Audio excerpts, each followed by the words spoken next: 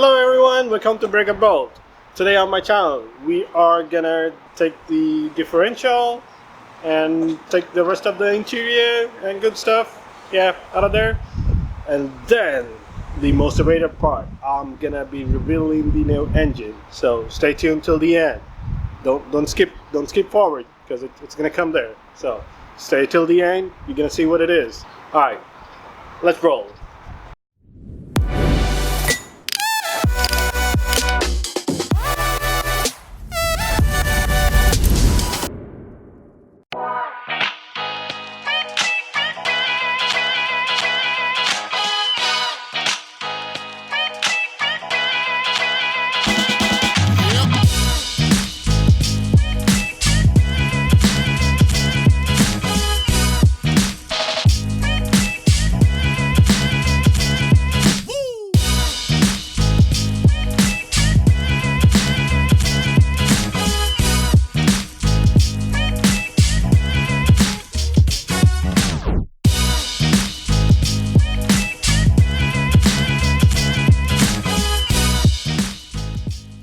Okay, we took out the power steering pump.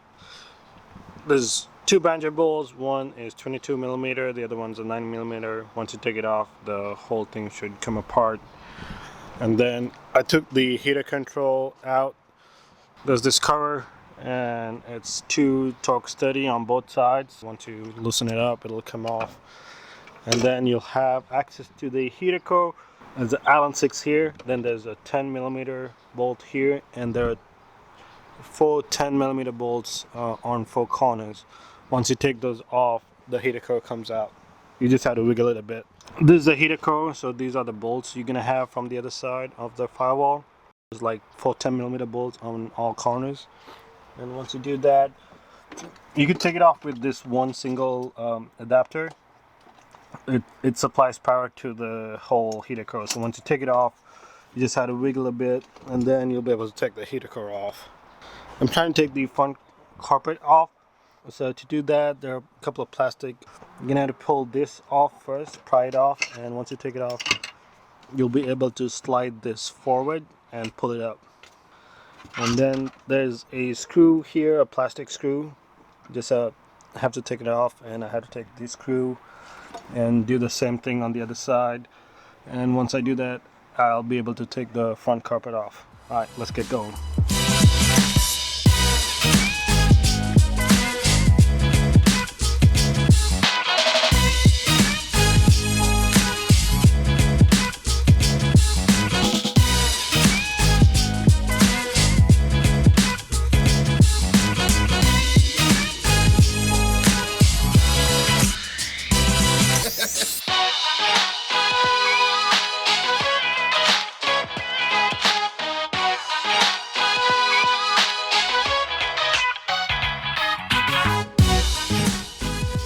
Okay, start taking the driver's side interior pieces out. So there's a Phillips head here to remove the handle, and there's another Phillips head underneath it to take off the panel. You just pull it off, then don't forget to unclip the switch for the rear trunk. And then there are some screw-on clips on the floor like this. You just use a flat head, screw it to the left and take it off. And then the accelerator pedal, to take it off, you're going to use a flat head from the side and push it downwards and slide it to the left. So that's basically what you're trying to do. Is this is the accelerator pedal. You're trying to push this clip down with a flat head and then slide this out. Once you take it out, it's a hex 6 bolt holding the clip, and then you just push it down with a flat head down here and pull it out. Seems like that's about it. I'm ready to take the carpet out.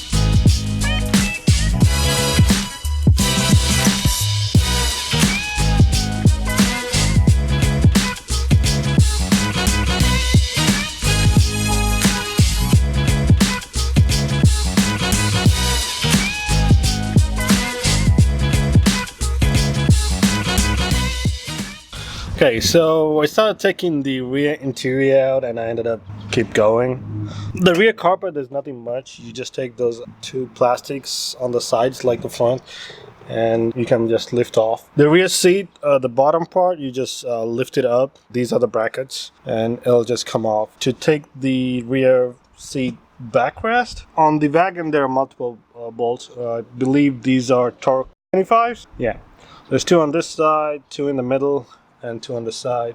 And once you take that off, you can get the backrest. Other than that, I started taking all the panels. I forgot where I started, but yeah, they were mostly held by like this. It's like 10 millimeter. And once you take those off, yeah, pretty much everything comes up. So far, I have all the wiring. I can access all the wiring, at least most of it. Mostly what I'm gonna need is the fuel pump access. The rest I'm not gonna unplug anything because I'm not sure if I'm gonna use it or not, so I'm just gonna leave it as it is and lay on the new wiring harness and see whatever I need to change. I can change it, but yeah, other than that, we took everything out. I guess it's time to reveal the car. Throughout the series I've been giving clues to what it is. Some said it was an S85, close, I guess. No. Some thought it's gonna be an S54 from a E46 M3. S54 is a great platform to swap because it's easier to swap it into another E46 because of the similarities. But no, I went in a different way. Do you still want to guess it? Maybe subscribe, hit subscribe before you guess it so I can reveal. I'm trying to, squeeze it in there because I need a little bit more subscribers. If you haven't subscribed it, please do so. I'm gonna plug it in now, so subscribe. I'm gonna wait till you do so. All right, let's get the drum roll going, and here's the car.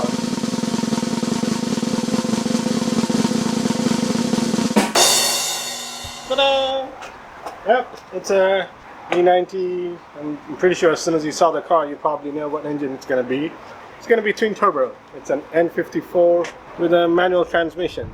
Let me show you the engine. Throughout the whole series, no one guessed what engine it's gonna be correctly. Yep, it's an N54 twin turbo. That's the engine. This car, it was crashed in the front and in the back. Passenger side control arm was totally shot. The rear quarter panel and everything is completely crushed.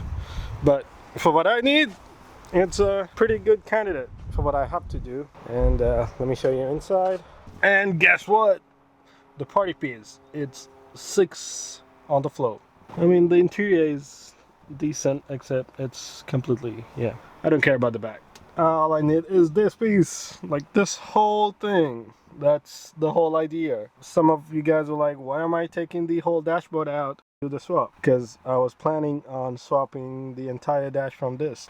To test it out, let's see if it starts first of all. I know it won't drive because the transmission works fine, but I cannot drive it around because of the broken control arm up in the front. The front wheel is just hanging. So let me set the camera up somewhere and try to start this thing.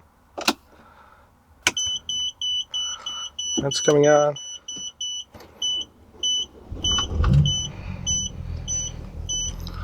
Alright, we got a pulse. Car just started. Low tire. Yeah, I know, on the left. Sidling it off a little bit because I haven't started since I bought it. So far, so good. It looks like it has a cob charge pipe. I don't know if you can see it. The person who ever had this before, they put a cob charge pipe and Burger Tune intakes. Other than that, I have no idea about the history of this car. All I know is it was crashed and it was in Florida. Oh, and another exciting part. So this car has an aftermarket stereo Android, but what is pretty cool is I found, how do I get there?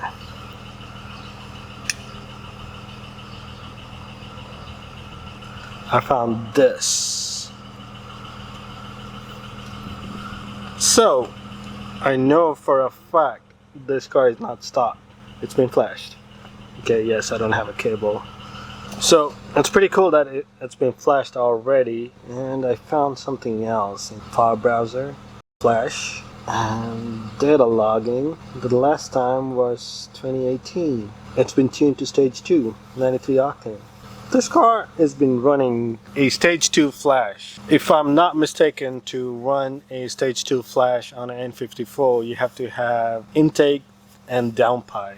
All you need is an intake and a downpipe. Maybe I'm right, maybe I'm not. I'm not sure. You guys can correct me. The fun fact is, if it's stage 2, I think it should do close to 400 horsepower. And other than that, it doesn't have much warnings per se. It's 96,000 miles. It's still not that bad. You know, I got a couple of years or a few years out of this engine. Throw it a bit and see how it sounds. It's not too hot yet, so I'm not gonna go too much. First, there you go, it moves. I don't want to move too much. And reverse. There you go, guys. Finally build the legendary, well, not legendary yet, but the most iconic. No, not iconic. I don't know. It's a really good platform, N54. Most people consider it's almost an equivalent engine to a 2JZ. It's like a modern version of a 2JZ if they build it. Yes, this engine has its fault, high pressure fuel pump, and you know, all the other BMW issues. It may be not as reliable as a 2JZ, but this is what you get as a modern equivalent so far out of all the research I've done. So what are we gonna do? Yes, as far as I know, there's only a handful of N54 swapped cars out there, and specifically when it comes to N54 swapped E46, there isn't much as well. I know I've looked up, I found like a couple of race cars, or like it's built for race since it's mostly gutted out, and there's a couple of people building E30s, and there's an E36, and yes, there are a few out there, but there's not many. So why did I go with the N54 or N55? Out of what I could find, N54 is ideal for tuning because of the forged internals and all the other stuff. Yes, I know the turbos are not the best. You might have to change it. For the sake of this build, what I'm gonna do is I'm trying to swap as it is. I'm not gonna upgrade anything, do any upgrades other than a couple of seals, depending on how much I could get through. My vision of this build is to swap this car into the E46 and get it running. Well, as a bonus, this engine is tuned to do stage 2. Technically, I'm getting a stage 2 tuned N54. I don't have to do much of the other stuff. I don't know what's in there. I have to check. As far as I can tell, there's a charge part, aftermarket charge part, an intake. I don't know what kind of downpipe it has. I haven't taken the engine apart, so I got to double check on that. We got the MHD flash on with stage 2 93 octane, so that's a good thing. I'm gonna do a little bit more research on this, but much awaited engine. Thank you for watching. I really appreciate everybody's, watching this. Thank you for watching and all the support. If you have not subscribed yet, please subscribe, like, comment, and all the good stuff, share. And I'll see you guys next time, so keep breaking bolts.